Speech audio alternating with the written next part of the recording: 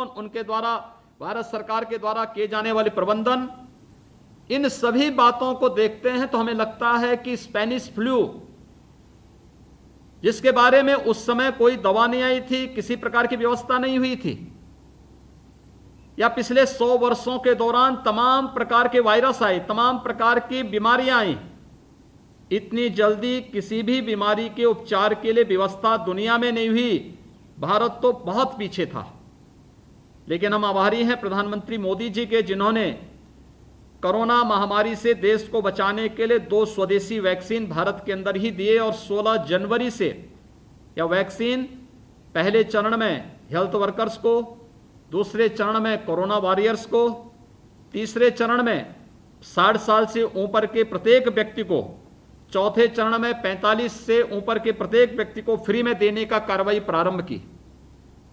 1 मई से 18 वर्ष से ऊपर के लोगों को भी उन्होंने राज्यों पर छोड़ा कि हर राज्य इसके लिए अपनी डिमांड भेजें और अपने अनुसार वहां पर इस कार्यक्रम को आगे बढ़ाएं। 2 स्वदेशी वैक्सीन भारत के अंदर लाकर दवा मुफ्त, हर प्रकार की सुविधाएं हर एक स्तर पर देकर के, गरीब कल्याण पैकेज हो, आत्मनिर्भर भारत में हर प्रकार के तबके के लोगों को आगे बढ़ने की प्रेरणा रही हो, ये सभी कार्यक्रम जिस तरीके से आगे बढ़ाए गए, दुनिया के तमाम महाशक्तियां कही जाने वाले देशों ने भी, यूएनओ ने भी, WHO ने भी प्रधानमंत्री मोदी जी की इस पहल का अभिनंदन किया, स्वागत किया। लेकिन देश के अंदर कुछ ऐसे भी तत्व हैं जिन्हें भारत की इस प्रतिष्ठा जिन्हें अच्छी नहीं लगती। जब यह वैक्सीन आया था 16 जनवरी को और वैक्सीन लॉन्च किया गया था, तब उन्होंने टिप्पणी की थी। वैक्सीन को भाजपा की वैक्सीन या मोदी वैक्सीन कहा था। वैक्सीन मुफ्त में है, और उस समय उन्होंने दुष्प्रचार करके कहा था हम तो नहीं लगाएंगे वैक्सीन, और लोगों में नकारात्मकता पैदा करने का प्रयास किया। वे लोग आज वैक्सीन के कारण देश के अंदर लोगों में सकारात्मक माहौल हो रहा था, कैसे नकारात्मकता में बदलने का प्रयास किया, ये किसी से छुपा हुआ नहीं है। हमें ये भी देखना होगा कि कोरोना के प्रथम जो फर्स्ट वेव थी, इसमें और सेकंड वेव में संक्रमण में बहुत ज्यादा अंतर था, लगभग 30 से 50 गुना अंतर। पहली वेव में हम लोग देखते थे कि जितने भी असिम्प्टोमेटिक हैं, होम आइसोलेशन में आराम से वे घर में रह करके अपना उपचार करा सकते थे, उनको दवा की आवश्यकता भी नहीं थी, उनको सामान्य दिनचर्या के माध्यम से केवल और दूसरे के संपर्क में ना आए, अपने आप 7 दिन 10 दिन के अंदर उनकी रिपोर्ट नेगेटिव आ जाती थी।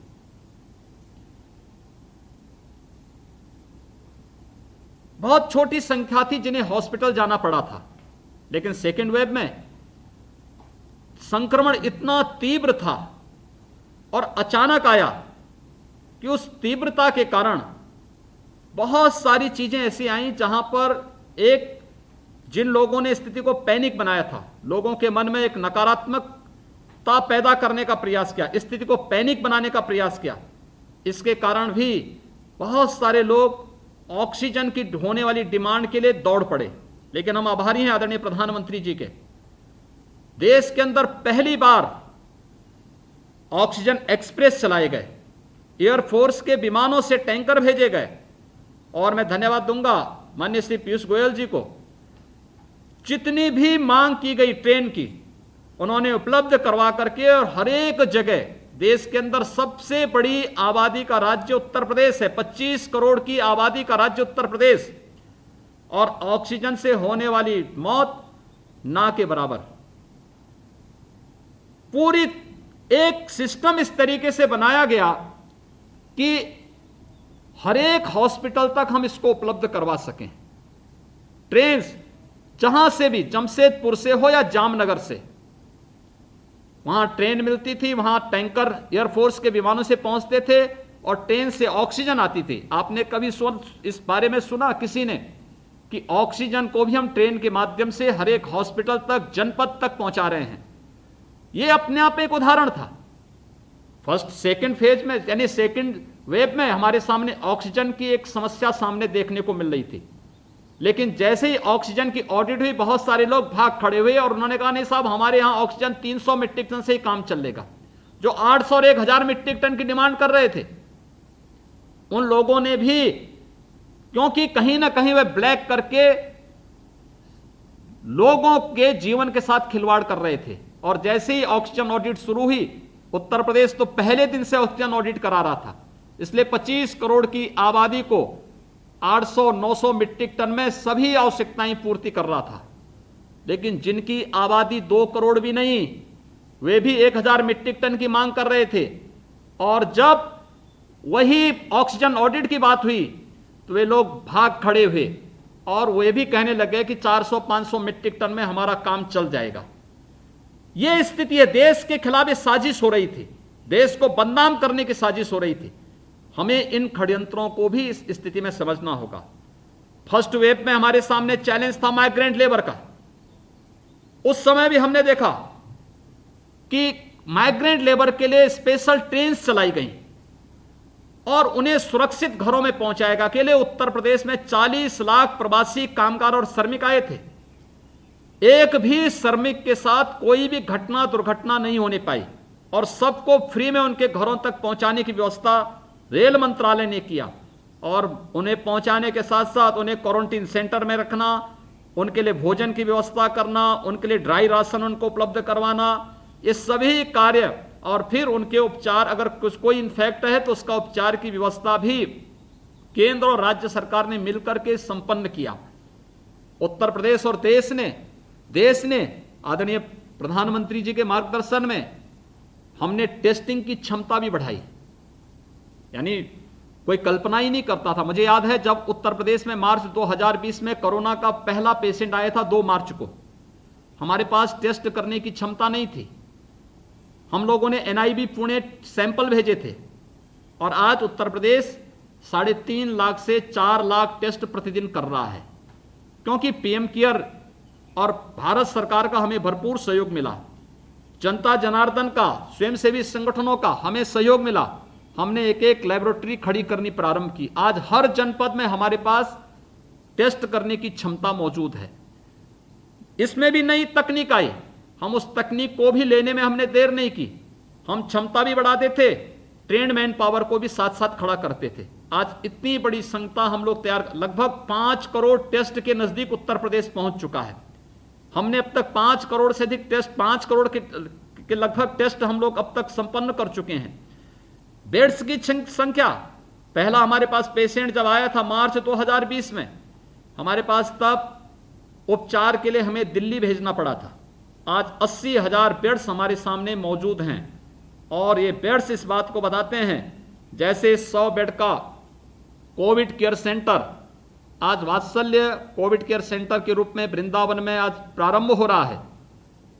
यह अपने आप बताता है कि हर एक व्यक्ति ने अपने स्तर पर अपना सहयोग देने का कार्य किया और उसका परिणाम रहा कि हर एक व्यक्ति को हम लोग आइसोलेशन बेड या ICU के बेड्स उपलब्ध कराने की दिशा में महत्वपूर्ण कदम बढ़ाने की दिशा में आगे बढ़े हैं। यह वात्सल्य केयर सेंटर एक नई सोच और दूरदर्शी सोच का परिणाम है, क्योंकि जो आशंका व्यक्त की जा रही है थर्ड वेव की, यद्यपि जो तैयारी भारत की है, जो मार्गदर्शन प्रधानमंत्री जी का अब पूरे देश को मिल रहा है, हम लोग इस बात पर पूरी तरह आश्वस्त हैं कि थर्ड वेव को हम आने के पहले ही कंट्रोल करने में सफल होंगे। लेकिन फिर भी अगर आती है तो हमारा प्रयास होगा कि हम लोग किसी भी बच्चे पर आंच न आने दें, और इसके लिए वात्सल्य केयर सेंटर जैसे सेंटर एक बहुत महत्वपूर्ण और मील का पत्थर साबित होगा। क्योंकि फर्स्ट स्टेज में हमने सेकेंड वेव में इस बात को देखा है। आपने देखा होगा उत्तर प्रदेश के बारे में आशंका व्यक्त की जा रही थी कि पंचायत चुनाव है, गांव-गांव में संक्रमण फैलेगा। मैं स्वयं आशंकित था, क्योंकि हमारी 78% आबादी गांवों में निवास करती है, और इस बात के लिए आशंकित था क्योंकि पंचायत चुनाव हुए थे, लोगों ने इसको इश्यू बनाने का प्रयास किया और मुझे इसीलिए निकलना पड़ा। मैं स्वयं गांव में निकला। हमने गांव गांव में निगरानी समितियां भेजी, 72,000 से अधिक निगरानी समितियों को गांव गांव में भेज करके 97,000 गांवों की स्क्रीनिंग का काम हम लोगों ने प्रारंभ किया। हर एक लक्षण युक्त व्यक्ति को मेडिसिन किट उपलब्ध करानी शुरू की। हर लक्षण युक्त व्यक्ति की एंटीजन टेस्ट हमने प्रारंभ की और उसका परिणाम रहा कि संक्रमण उत्तर प्रदेश के अंदर नहीं फैलने पाया। जिस उत्तर प्रदेश के बारे में आशंका व्यक्त की जा रही थी कि अप्रैल के अंत में और मई में 1 लाख पॉजिटिव केस प्रतिदिन यूपी में आएंगे, जिस यूपी के बारे में आशंका व्यक्त की जा रही थी कि मई के अंत तक यूपी में 30 लाख से अधिक एक्टिव केस होंगे।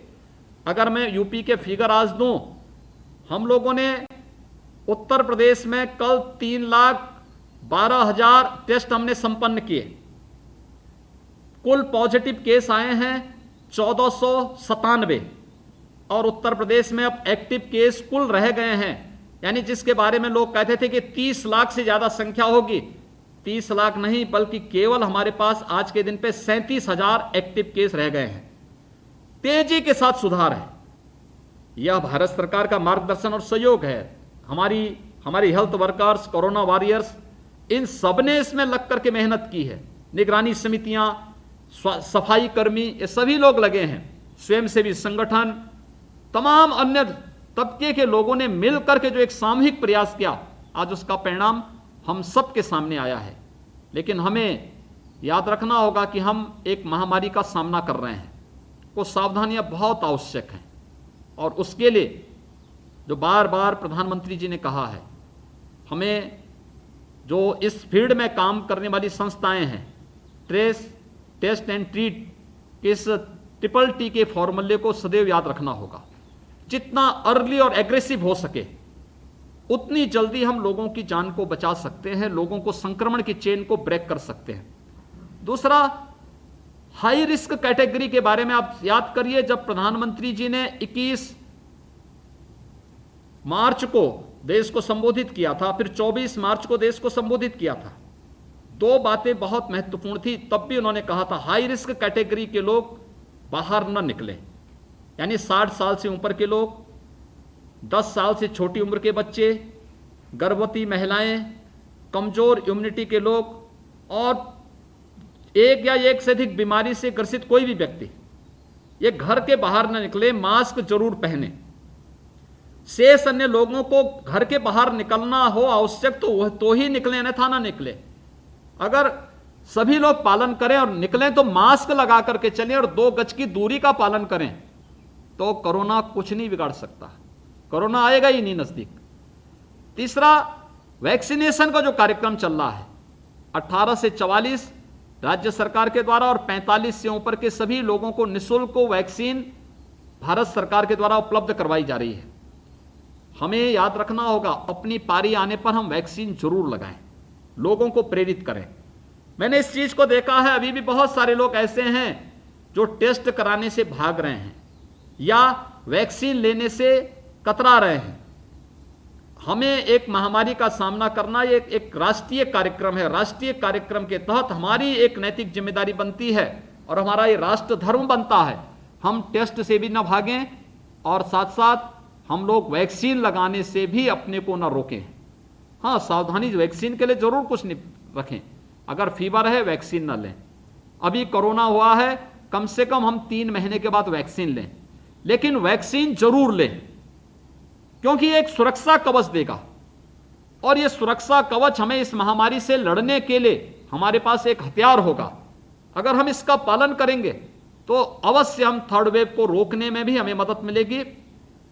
आज परम शक्तिपीठ के द्वारा पूज्य संत स्वामी महामंडलेश्वर स्वामी परमानंद जी महाराज के मार्गदर्शन में, साध्वी मां रितंबरा जी के मार्गदर्शन में, उनके नेतृत्व में ये वात्सल्य कोविड केयर सेंटर बनाया गया है। ये वास्तव में उस दूरदर्शिता का परिणाम है कि हमें अपने बच्चों को किसी भी प्रकार की बीमारियों से बचाना है। 3rd वेव की आशंका उस समय की जा रही है जब पहले से ही तमाम प्रकार की विषाणु जनित और जल जनित बीमारियां बरसात के समय में होंगी। मलेरिया है, डेंगू है, कालाजार है, चिकुनगुनिया है, इंसेफ्लाइटिस है, ये भी उसी समय होती हैं। तो ये कोविड केयर सेंटर न केवल कोरोना से बल्कि इस प्रकार की बीमारियों से भी बचाने में बहुत बड़ी भूमिका का निर्वहन कर सकता है।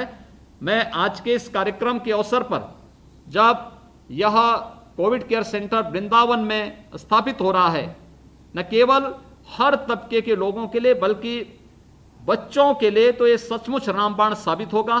मैं इस अवसर पर एक बार फिर से वात्सल्य ग्राम परिवार को, परम शक्ति पीठ से जुड़े हुए सभी संबंधित का हृदय से अभिनंदन करते हुए इस पूरे प्रकल्प के प्रति अपनी शुभकामनाएं व्यक्त करता हूं और विश्वास व्यक्त करता हूं कि समाज को उनका मार्गदर्शन इसी प्रकार से प्राप्त होता रहेगा और उनका वात्सल्य समाज के ऊपर इसी प्रकार से प्राप्त होगा।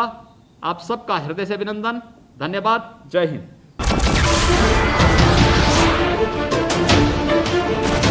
नमस्कार, मैं हूं मानक गुप्ता।